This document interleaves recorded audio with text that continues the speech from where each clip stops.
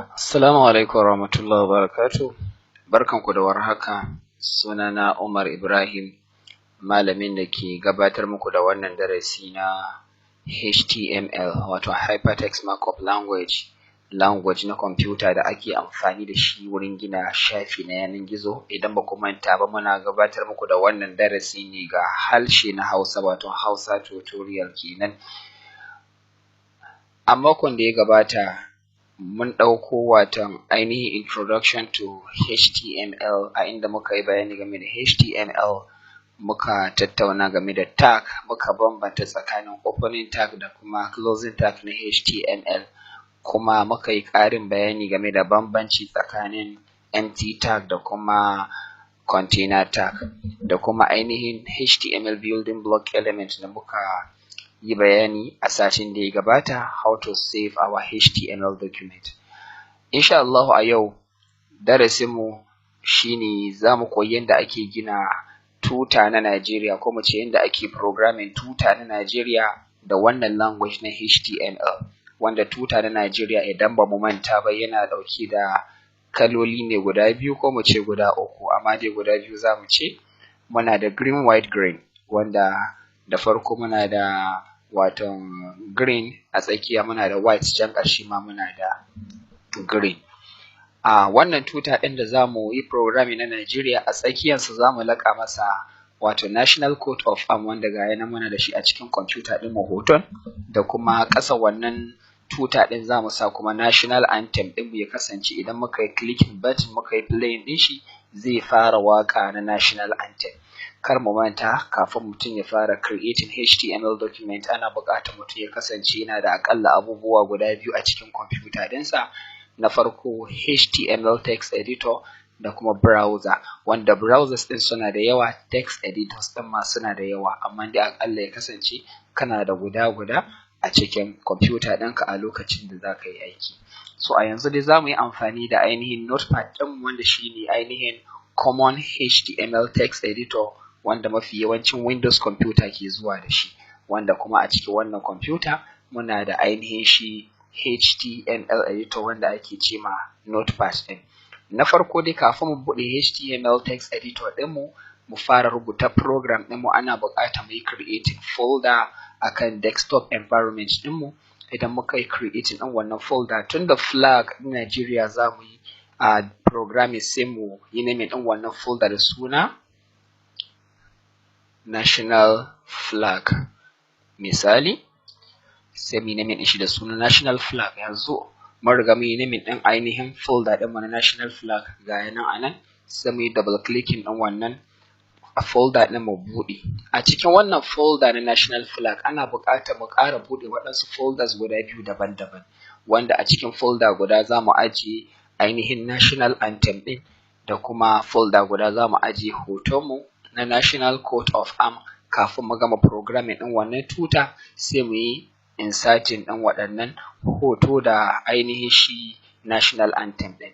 To na farko dai za mu buɗe folder ɗinmu na farko, a inda za mu buɗe folder na audio.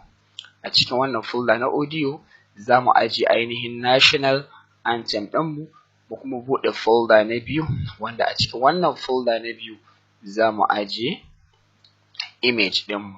To yanzu dai ga folders ɗinmu guda biyu da already, sai mu ɗan koma ga nan desktop environment ɗin. In muna iya mu yi copy ko mu yi cut, bari mu yi cutting ɗin wannan hoto na national coat of arms, sai mu buɗe image folder ɗinmu sai mu yi pasting ɗin shi.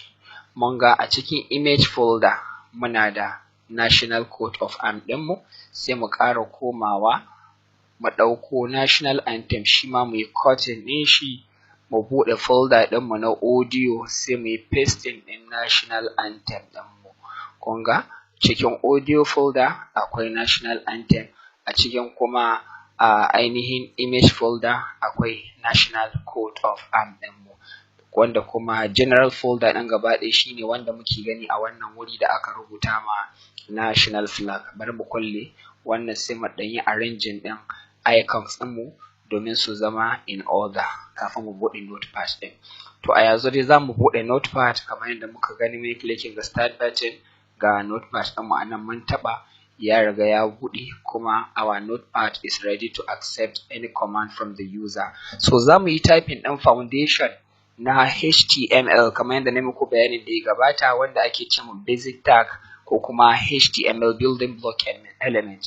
Za mu ce opening bracket mu sa exclamation mark sai mu ce doctype dot html close bracket sai mu dawo next line mu sa html opening tag html opening tag mu dawo ga next line ana buƙata a yi indenting 5 spaces 1 2 3 4 5 and we also type our head opening tag mu sake sauka mu bada spaces kamar guda 10 1 2 3 4 5 6 7 8 9 10 then we type our title opening tag and also at the front of title opening tag we type the title closing tag. Kar ku manta closing tag yana zuwa da backslash wanda opening tag babu shi.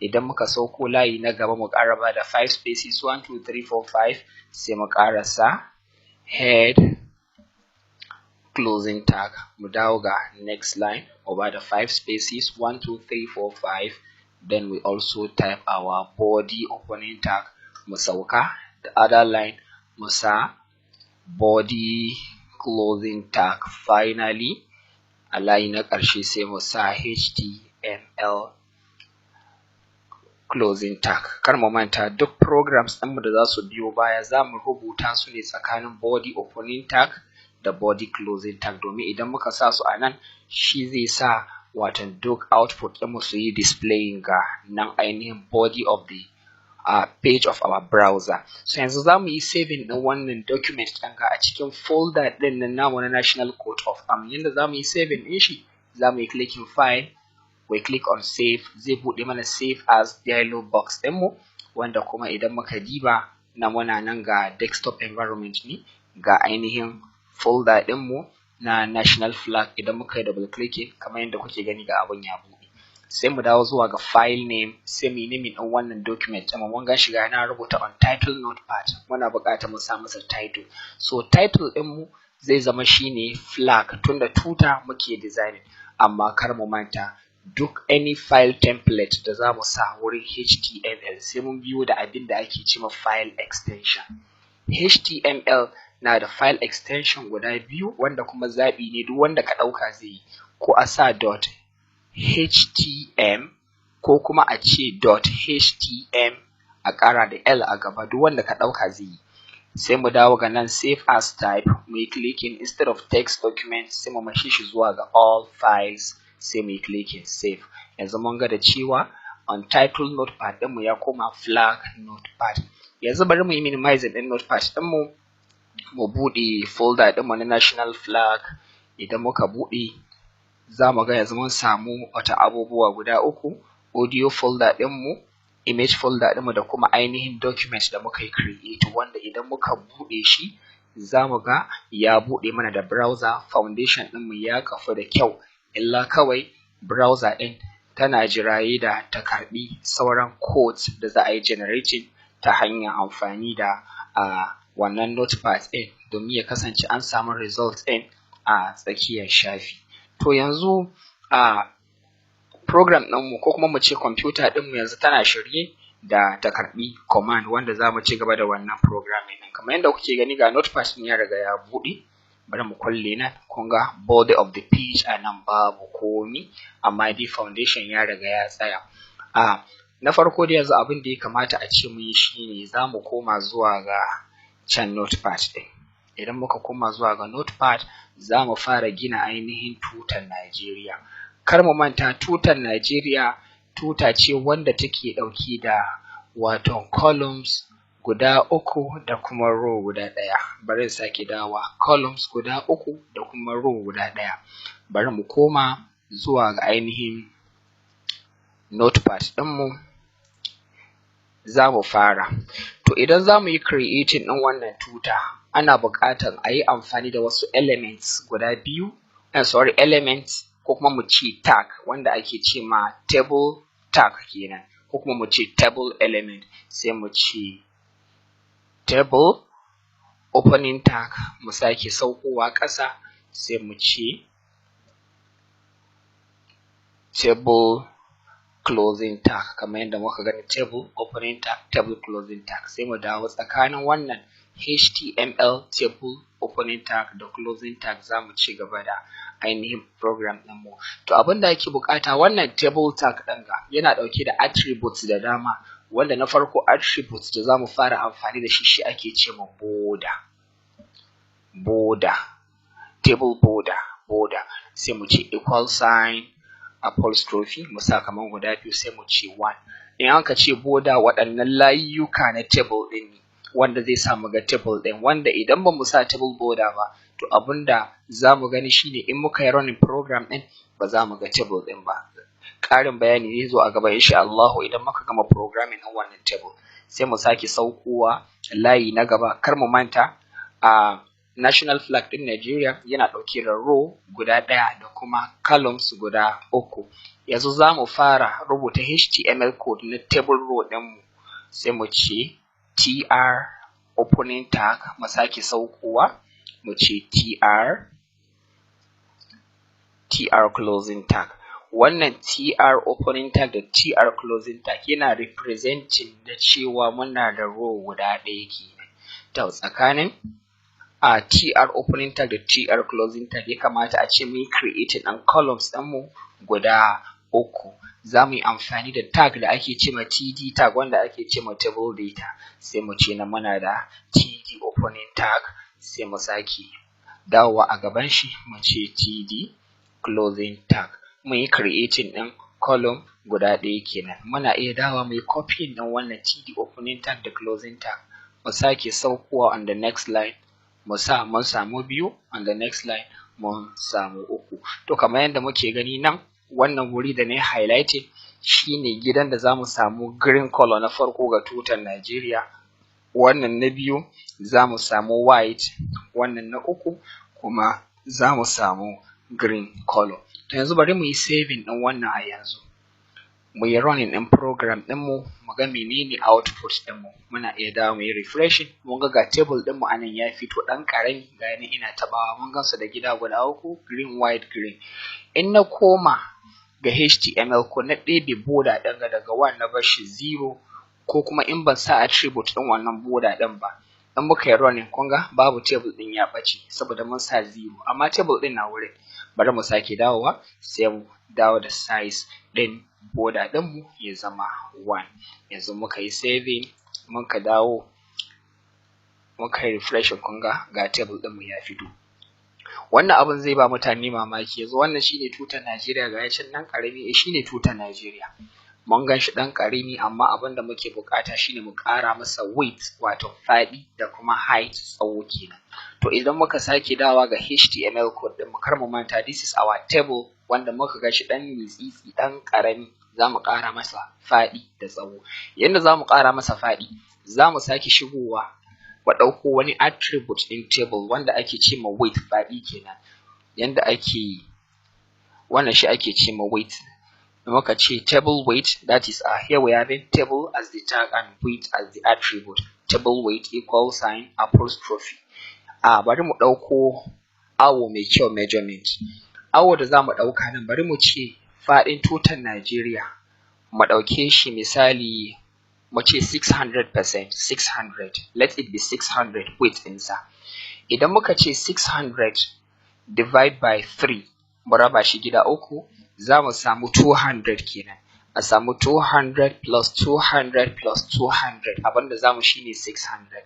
Kenan 200 na farko za mu ba green na farko, 200 na biyu za mu ba white, and the other 200 will be meant for the last green color. Then sai mu amfani da 600 wanda shi zai bada wannan faɗi. Bari mu ƙara yin saving ɗinsa mu yi running ɗin program ɗinmu za mu ga table ɗinmu ya ƙara faɗi. Kun ga nan ya yi faɗi sosai. Kun ga nan green ga white ga green ga ainihin borders da ya zo a tsakanin waɗannan tables ɗin. Bari mu sake komawa sai mu ƙara masa height tsawo kenan. Sai mu ba da space at the front of weight. Sai mu ce height. Nan muna da table height equal sign apostrophe. Bari mu dan sa height din mu zama kamar mu ce 400 will be our table height. Mu sake komawa ga browser din mu, we refresh it, kun ga height din mu ya fito. Da yake sai naga abun kamar ma yayi yawa, let us reduce it from 400 to something like 200 haka, kamar zai fi kyau, ko kuma mu ce mu samu 250. Okay, let us make it to be 250. Good. The height should be 250. We refresh, shikenan kun ga abin yayi kyau a yanzu. To yanzu ga yanan tutar mu ya fara fitowa. Wannan gida zamu ba su kala green, nan zamu ba da kala white, nan kuma zamu ba da green color. To yanzu yanda zamu ba da kala ga wannan gida, zamu koma ainihin address ɗin wannan gidan mu na farko, ga yanan ina tabawa, wato shine the first TD opening tag and the first TD closing tag. Here comes the address of the first cell there, or we call it the first column. Ce inda na fara tabawa, za mu sa musu kala. Sai mu dawo nan wurin TD opening tag, sai mu bada space, sai mu ce BG color. Yawa, BG color, sai mu ce equal sign apostrophe. Za mu sa green color. Kar mu manta, green muna iya rubuta green haka, wanda kuma in muka yi programming din zai ba mu ainihin kalan mu green. Amma yau za mu yi amfani da ainihin green color na suna ainihi, za mu ce hex color ko kuma mu ce hexadecimal color. Yanda kuke gani, HTML codes na da kaloli daban-daban. Duk kala da kuka sani na da ainihin codes yanda ake rubuta shi da HTML language da programming. Ainihin green, maimakon mu rubuta shi da turanci GREEN, wanda in muka yi running din shi zai bamu green color din, quite sure. Amma kuma tunda harka ce ta computer programming, bari mu goge shi mu rubuta green din da ainihin code ɗinsa. In za mu rubuta, za mu sa #008000, wanda anan zai bamu green color. Sai mu yi saving, mu sake dawowa ga browser ɗinmu, we refresh it, mun samu green color ɗinmu ya fito. Za mu sake dawowa a nan wurin white, duk da dai white a gare mu a can, amma dai still ya kamata a ce mun rubuta HTML code na white domin ƙarin bayani ya kasance mun fa'idantu sosai. Na white shi kuma za mu ce FFF, wannan shi ne zai ba mu white color ɗinmu. Idan muka yi running ɗin program ɗin, gashi na already we are having the white, then the other green kamar yadda muka sa na farko. Za mu zo nan mu ba da space, mu ce BG color equal sign apostrophe. Za mu sa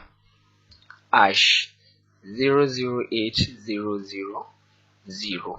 Da muka yi saving, abinda za mu gani output ɗinmu shine muna da green, white, green. Ga tutar mu na Najeriya ya kammala a yanzu. Yanzu abin da ya rage mana shine mu ɗauko national coat of arms mu sa shi a nan tsakiyar tutar Najeriya inda white yake. Kar mu manta muna da hoton mu, wanda shi wannan hoto yana can ga cikin image folder. So yanzu abin da ya kamata mu fara yi na farko, ina ne address na wannan white ɗin ga ainihin wannan cell da nake tabawa. Idan muka koma ga notepad, address ɗin shine yake wannan wuri tsakanin TD opening tag da TD closing tag ɗinmu inda white yake. To in za mu sa hoto, za mu ce open bracket img, wato image kenan. Bari mu rohe wannan space, img shaki ce ma image kenan. Sai mu ba da space, mu sa src, wanda src ɗin ga yana nufin wato script kenan. src, sai mu ce equal sign apostrophe, mu kulla bracket. So idan muka zo nan tsakanin waɗanga apostrophe ɗin ga guda biyu, abinda ya kamata a ce mun fara yi anan shine mu je mu gano ina ne address ɗin wannan hoto, inda muka aje wannan hoto a cikin computer. Sai mu koma zuwa ga folder ɗinmu, ko ga address ɗin wannan hoto na national coat of arms shine image, cikin folder da muka aje shi. Saboda haka za mu rubuta sunan wannan folder na hoton, wato image kenan. Sai mu kiyaye spelling ɗin yanda yake, kar mu canza. Idan muka dawo nan, sai mu sa image. Idan muka sa image, sai mu ce slash ainihin sunan hoton, sai mu tafi mu buɗe wannan folder ɗin.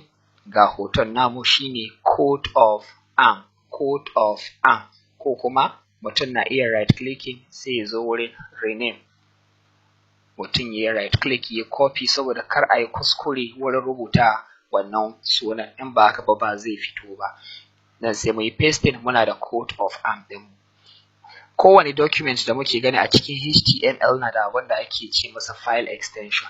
Saboda haka me file extension ɗin wannan hoto? Ana buƙatar mu yi right click ɗinsa, mu dawo ga nan properties na ainihin wannan hoto ɗin. Idan muka dawo ga properties ɗin wannan hoto, a ƙa'ida zai buɗe mana dialog box. Idan ya buɗe mana wannan dialog box ɗin, ainihin wannan dialog box ɗin zai ba mu properties ɗin wannan hoto ɗin, wanda a wurin wannan properties ɗin hoton za mu ga file extension gashi ne shine .jpg, ga yana ina taɓawa .jpg. Saboda haka za mu kulle mu koma a nan gaban sunan hoto ɗin sai mu ce .jpg. Ga yana yanzu mun riga mun sa ainihin sunan hotonmu a nan da file extension ɗin hoto da kuma folder da wannan hoton yake. Sai mu yi Ctrl S mu yi saving ɗin shi ko mu yi clicking file, mu sake dawowa on save. In muka dawo ga desktop environment ɗinmu, mu dawo ga ainihin browser ɗinmu sai mu yi refresh. Mun ga hoton ya hito, amma kuma ainihin tuta idan muka diba ya ɗan matse, kalan namu ya lalace, saboda haka za mu koma sai mu je mu gyara. Idan muka dawo ga ainihin code ɗinmu na HTML, ga inda hoton mu yake. To abin da ake buƙata sai mu sake dawo wurin wannan cream ɗin.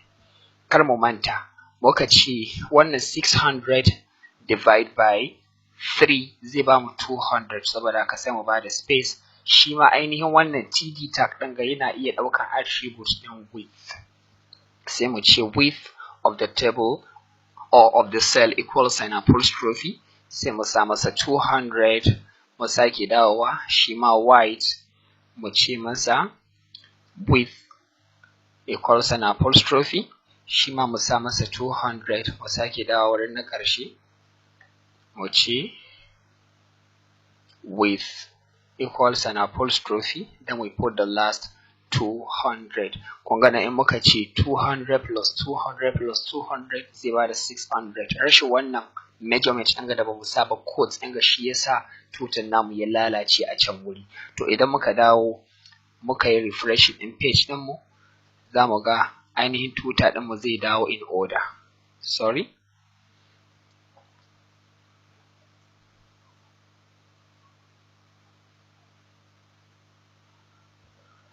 Okay, click sai mu yi saving. Idan muka yi saving, sai mu dawo. Yanzu ga yanan komai namu ya koma in order. Problem da muka samu a wancan wuri ba mu yi saving ba ne. To wannan ainihin coat of arm ɗin ya kamata a ce mu yi centralizing ɗin shi. Yanda za mu yi centralizing ɗin wannan coat of arm, ga yanan daga nan zuwa nan shine HTML code na coat of arm ɗinmu. Za mu dawo mu ce opening bracket, sai mu ce nan closing bracket, good, sai mu sa center, mu sake dawowa nan opening bracket, mu sa center, good, sai mu sake dawowa. Kar mu yi mantuwa da na ɗazu ba mu yi saving ba ko, muka yi saving, mu sake dawowa. Dama duk abin da aka ƙara za a yi saving, otherwise an kai running program ɗin ba zai yi ba. Yanzu ga tutar mu na Nigeria ɗauki da national coat of arm ɗinmu at the center of the national flag. To yanzu abin da ya rage a nan ƙasa ya kamata a ce mun sa national anthem na Nigeria, taken Nigeria kenan.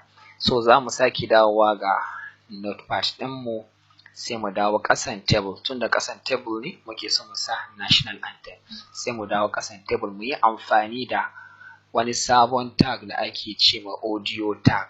Shi ma wannan audio tag na da opening tag a ƙasa, sai mu sa masa closing tag. Take audio opening tag and audio closing tag. A nan tsakiya sai mu ce open bracket, source space src wato script kenan, sai mu ce equal sign apostrophe, shi ma bari mu ɗan kulle. Now tsakanin waɗanga apostrophe guda biyu ya kamata mu diba a cikin wani folder audio wannan national anthem yake, shine folder na audio.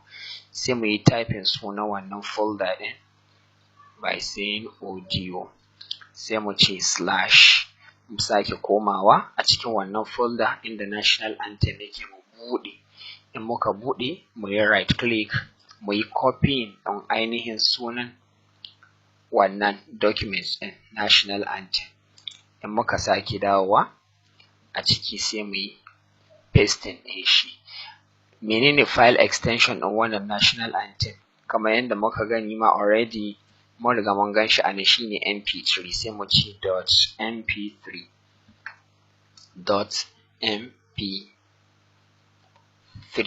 mun riga mun sa .mp3 na ga apostrophe ɗin mu, sai mu bada space mu ce type, wato the type of the file, sai mu ce equal sign apostrophe.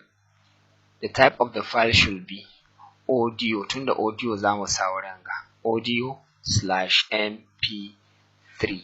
Yanzu anan za mu yi saving, sai mu yi running ɗin program ɗin mu ga menene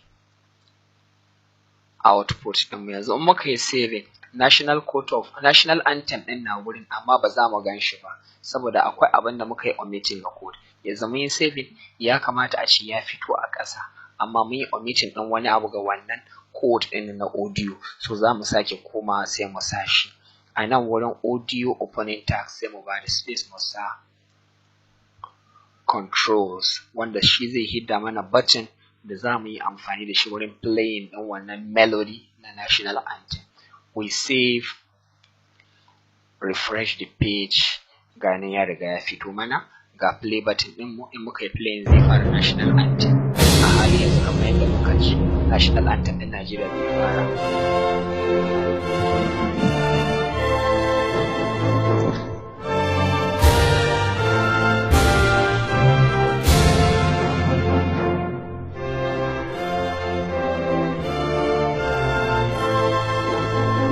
Ok, bari mu ɗan yi stopping ɗin shi saboda akwai sauran aiki da za mu ci gaba da yi. Wasu mutane suna na kila sun kami ana sauraron national anthem, amma ya kamata a ce wannan background ɗin shafin ga farin ga ya kasance mu ɗaya masa kwalliya da ainihin wannan hoto na national coat of arm a same su da yawa a matsayin background image ɗin. To yanda za mu yi shi ma sai mu sake dawa ga nan body opening tag, mu ba da space mu ce background, that is body background, mu ce equal sign apostrophe. Kar mu manta wannan hoton nan namu na national coat of arm kamar yadda muka sani yana nan ga cikin folder na image ne, kamar yadda muka gani a nan muka ce /coat of arm da kuma .jpg. Muna iya dawa mai copy ɗan ainihin sunan wannan hoto ɗin da kuma directory ɗin wannan hoto. Mu sake dawowa nan sai mu yi pasting ɗin shi. Idan muka yi pasting muna iya zuwa mu yi saving, sai mu dawo a nan browser ɗinmu mu ƙara refresh. Now mun yi omitting ɗin wani abu a can ko, bari mu sake dawowa. Good, that is background. Wurin spelling background muka samu kuskure, to wannan shine HTML. Idan an ka samu spelling guda ko ɗigo guda aka yi omitting, to abun ba zai yi ba. Wannan G ɗin ga ya kamata a ce mun samu D, kun ga background kenan. Wannan abun shi ya na program ɗinmu yi executing successfully. Shi yasa all programmers ya kamata a ce lokacin da kake cikin program ka natsu, sannan cikin natsuwan abun zai bashi ka. Yanzu ga yanan mai refreshing, ga yanan komai ya fito. So it's a merit a lokacin da kake rubuta program ka samu mistake. Wannan mistake ɗin shi zai ƙara wa mutane ilimi da kuma kai ainihin programmer ɗin. Yanzu mun ga mun yi beautifying ɗin page ɗinmu ɗauke da picture na national coat of arm as the background of our page. So this line we are having here, waɗanga layuka da aka gare mu na border ɗin ga na table ɗin ga, muna iya komawa can sai mu cire shi. Instead of 1 sai mu maishe shi 0. Mu yi saving ɗin shi, zai ƙara beautifying ɗin ainihin wannan program ɗinmu, ga yanan babu shi. So yanzu jama'a sai a saurara da kyau, za mu yi playing ɗin national anthem na Federal Republic of Nigeria wanda muka yi programming a halin yanzu. Saboda haka a shirya 1, 2, 3, start.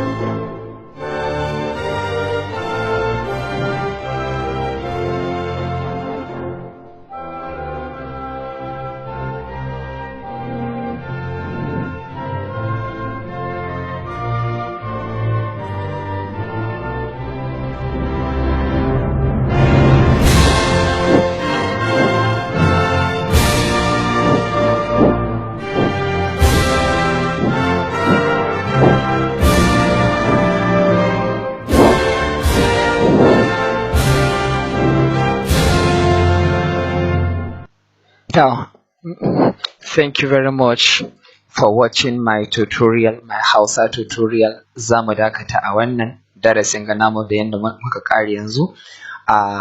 Masu kallon wannan tutorial kuna iya amfani da wannan ilimi domin ku yi programming ɗin flags na different countries da national anthem ɗinsu ko kuma na wani ma'aikata ko kamfani da sauransu. Za mu dakata a nan, wanda zan ce muku sai anjima.